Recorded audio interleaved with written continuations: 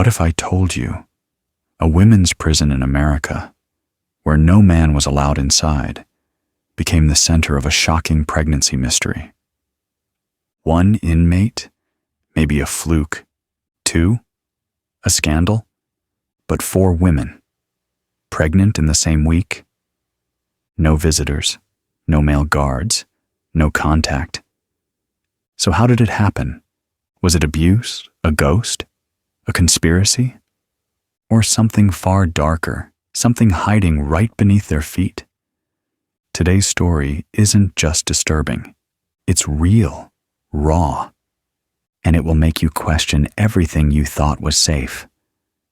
So watch till the very end, because sometimes the deepest secrets lie just under the surface. Something deeply disturbing was happening inside a women's prison in southern Arizona. One by one, inmates were turning up pregnant. Dr. Beatrice, a seasoned physician with over a decade of experience, stared at the ultrasound monitor in complete silence. She had seen countless medical anomalies in her career, but never anything like this. "Lillian, you're pregnant," she said softly.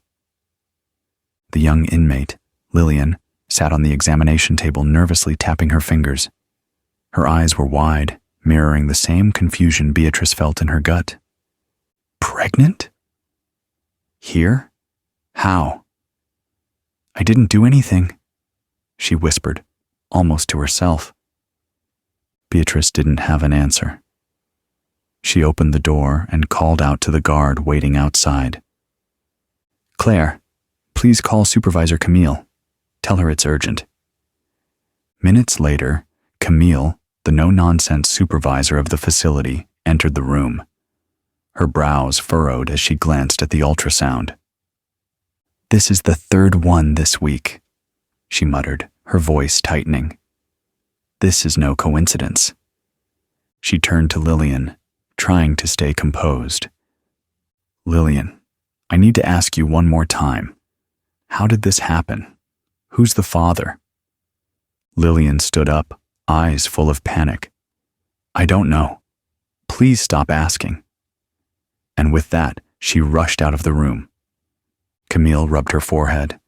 "Something's very wrong here. This isn't just a one-off situation anymore."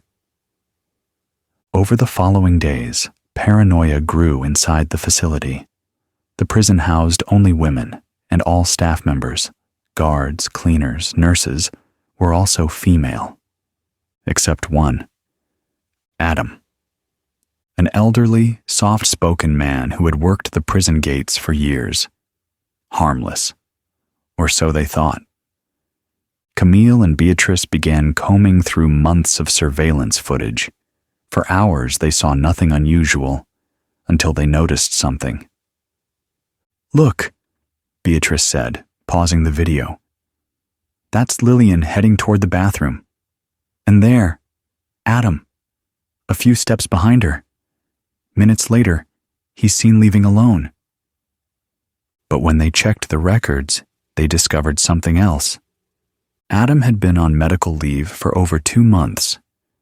He wasn't even present when the pregnancy started. If not him, then who? Camille whispered, as the puzzle only grew more tangled.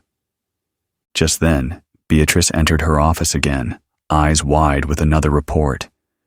"It's Joanna," she said. "She's pregnant too." Camille's jaw clenched. Joanna wasn't like the others. She was bold, feared, and practically ran the inmate hierarchy like a queen. If Joanna was involved, this mystery was deeper than anyone imagined. Joanna stood in the middle of the prison courtyard like she owned it.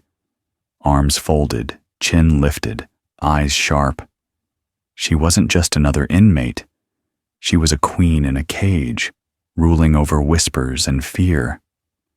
When Camille and Dr. Beatrice approached her, she was already smirking. "What now? You gonna put cameras in my shower too?"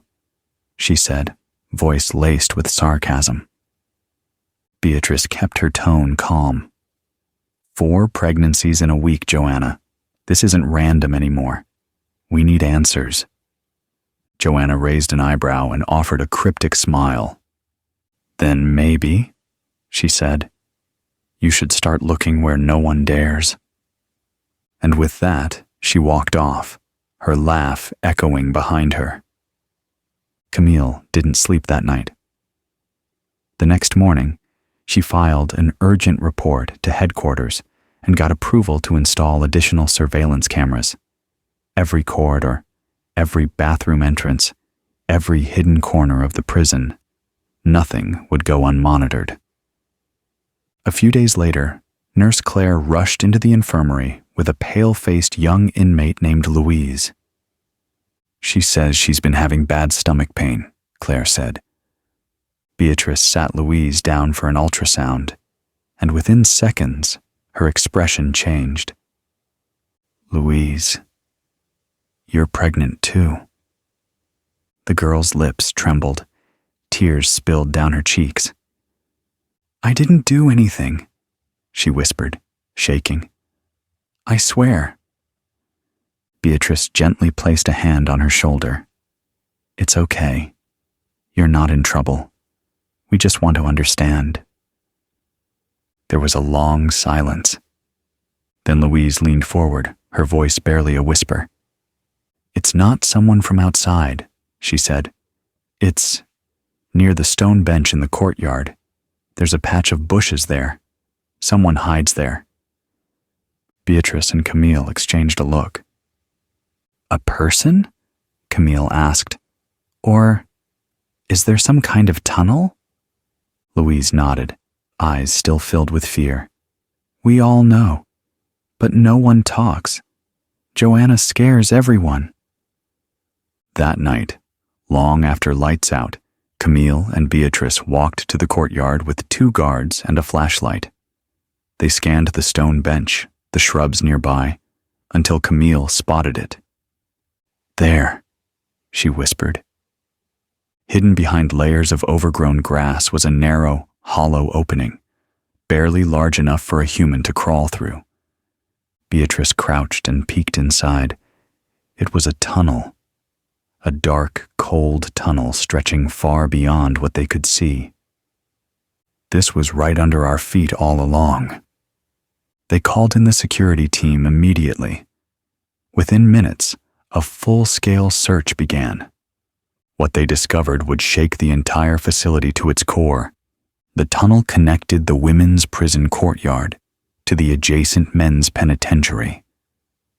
Silence fell across the room as the head of security confirmed it. The tunnel leads directly into the men's prison courtyard, he said. No doubt about it. Camille stood frozen. Beatrice covered her mouth with her hand. Now it all made sense. The mysterious pregnancies, the cryptic warnings, Joanna's smirk, Louise's terror. That tunnel had been there for years, originally dug during a failed escape attempt decades ago. No one ever knew it had accidentally connected both facilities, but someone had discovered it, and someone had used it. Over the following days, a full investigation unfolded. Guards swept through every inch of both prisons. Inmates were questioned. Logs were reviewed. Slowly, a hidden story came to light.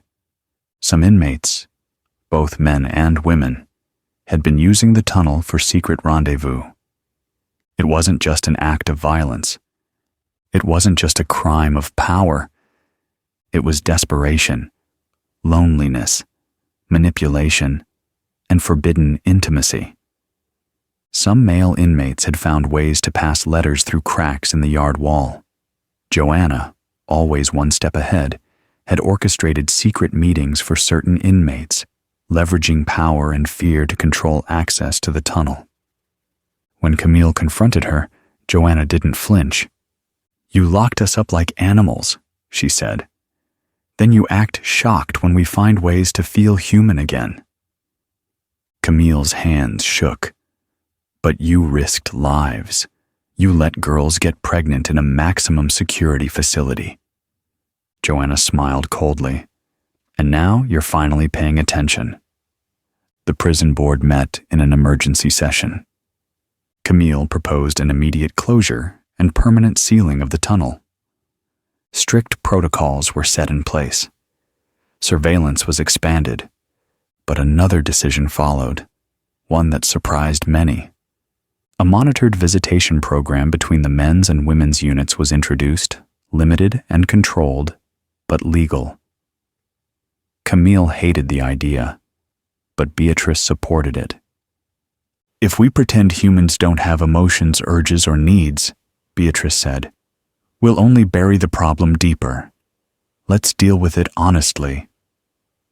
Meanwhile, the pregnant inmates were given medical care and emotional counseling.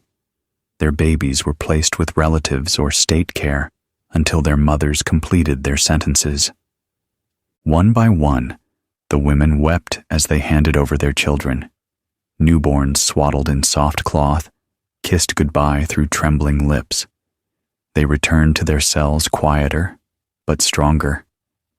Months passed. The facility slowly returned to order.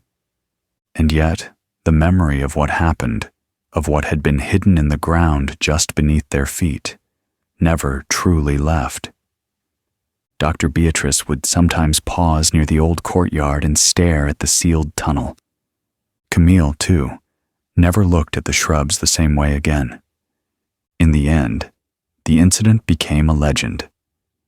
A whispered story shared between guards and nurses. A reminder that even in places designed to suppress life and silence emotion, love, secrets, and pain always find a way to surface. And as Camille once said, staring at the empty yard, the truth was never hiding. We just didn't want to see it.